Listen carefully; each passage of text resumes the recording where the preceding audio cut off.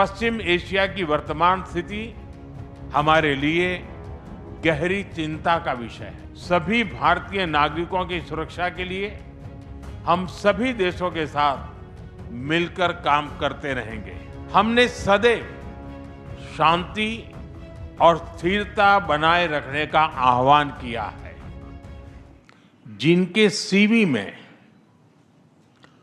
दो देशों की सेंट्रल बैंकिंग लीडरशिप लिखी हो,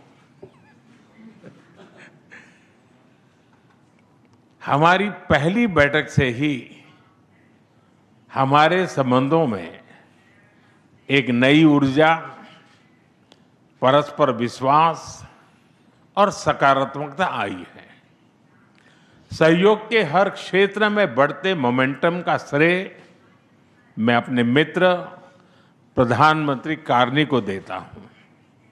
फ्रेंड्स, भारत और कनाडा लोकतांत्रिक मूल्यों में अटूट विश्वास रखते हैं। हम डाइवर्सिटी को सेलिब्रेट करते हैं। मानवता की भलाई हमारा साझा विजन है। यही विजन हमें हर क्षेत्र में आगे बढ़ने की प्रेरणा देता है। आज हमने इस विजन को नेक्स्ट लेवल पार्टनरशिप में ट्रांसफॉर्म करने पर चर्चा की। हमारा लक्ष्य है कि 2030 तक हमारा व्यापार $50 बिलियन तक पहुंचे। आर्थिक सहयोग का पूरा पोटेंशियल अनलॉक करना यह हमारी प्राथमिकता है। इसलिए हमने कॉम्प्रिहेंसिव इकोनॉमिक पार्टनरशिप एग्रीमेंट को जल्द ही फाइनलाइज करने का निर्णय लिया है। इससे दोनों देशों में निवेश और रोजगार के नए अवसर बनेंगे। कनाडा के पेंशन फंड्स ने भारत में $100 बिलियन का निवेश किया है। यह भारत की ग्रोथ स्टोरी में उनके गहरे विश्वास का प्रतीक है। आज हमें दोनों देशों के बिजनेस लीडर से भी मिलेंगे। उनके सुझाव हमारी आर्थिक साझेदारी का रोड मैप तय करेंगे। फ्रेंड्स, टेक्नोलॉजी और इनोवेशन में हम नेचुरल पार्टनर हैं। With Canada and India innovation partnership we will turn ideas into global solutions.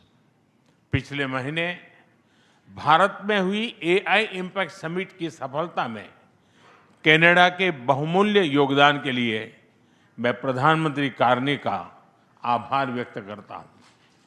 हम एआई के साथ साथ क्वांटम, सुपर कंप्यूटिंग और सेमीकंडक्टर्स में सहयोग बढ़ाएंगे।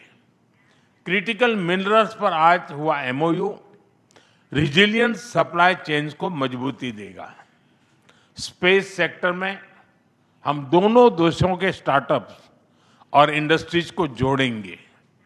फ्रेंड्स, प्रधानमंत्री कार्नी के लिए एनवायरनमेंट कोई अलग एजेंडा नहीं, बल्कि इकोनॉमिक स्टेबिलिटी का हिस्सा रहा है। ऊर्जा के क्षेत्र में हम नेक्स्ट जनरेशन पार्टनरशिप बना रहे हैं, जिसमें हाइड्रोकार्बन के साथ साथ रिन्यूएबल एनर्जी, ग्रीन हाइड्रोजन और एनर्जी स्टोरेज पर विशेष बल दिया जाएगा। हमें खुशी है कि कनाडा ने इंटरनेशनल सोलर अलायंस और ग्लोबल बायोफ्यूल अलायंस से जुड़ने का निर्णय लिया है। हमारे साझा प्रयासों को आगे बढ़ाने के लिए हम इस वर्ष India Canada renewable energy and storage summit आयोजित करेंगे। सिविल न्यूक्लियर एनर्जी में हमने लॉन्ग टर्म यूरेनियम सप्लाई की लैंडमार्क डील की है। हम स्मॉल मॉड्यूलर रिएक्टर्स और एडवांस रिएक्टर्स पर भी मिलकर काम करेंगे। कृषि में वैल्यू एडिशन, एग्री टेक्नोलॉजी और खाद्य सुरक्षा हमारी साझा प्राथमिकताएं हैं। इस दिशा में भारत में India Canada pulse protein centre of excellence स्थापित किया जाएगा। फ्रेंड्स, रक्षा और सुरक्षा के क्षेत्र में बढ़ता सहयोग हमारे गहरे आपसी विश्वास और संबंधों की मैच्योरिटी का प्रतीक है। हम defence industries, maritime domain awareness और मिलिट्री एक्सचेंजेज बढ़ाने पर काम करेंगे। इसी उद्देश्य से आज हमने इंडिया कनाडा डिफेंस डायलॉग की स्थापना करने का निर्णय लिया है। Friends, people to people ties हमारे संबंधों की असली ताकत है। आज हमने इन्हें और मजबूत करने के लिए कई महत्वपूर्ण निर्णय लिए हैं। एआई, हेल्थ केयर, एग्रीकल्चर और इनोवेशन में आज कई यूनिवर्सिटीज के बीच नई पार्टनरशिप्स की घोषणा हो रही है। हम कनाडा की यूनिवर्सिटी द्वारा भारत में कैंपस खोलने पर भी सहमत हुए। इंडिजिनस और ट्राइबल कम्युनिटीज हमारी साझा सांस्कृतिक विरासत का महत्वपूर्ण हिस्सा है। सांस्कृतिक आदान प्रदान बढ़ाने के लिए दोनों पक्षों के बीच आज एमओयू किया गया है। फ्रेंड्स, भारत के लिए कनाडा इंडो पैसिफिक में महत्वपूर्ण साझेदार है। इंडियन ओशन रिम एसोसिएशन में डायलॉग पार्टनर बनने में उनकी रुचि का हम स्वागत करते हैं। इससे हमारे मैरीटाइम सहयोग को नई गहराई मिलेगी। हम सहमत हैं कि टेररिज्म, एक्सट्रीमिज्म और रेडिकलाइजेशन दोनों देशों के लिए ही नहीं, पूरी मानवता के लिए साझा और गंभीर चुनौतियां हैं। इनके विरुद्ध हमारा करीबी सहयोग वैश्विक शांति और स्थिरता के लिए अत्यंत महत्वपूर्ण है। विश्व में चल रहे अनेक तनावों को लेकर भारत की सोच स्पष्ट ही है।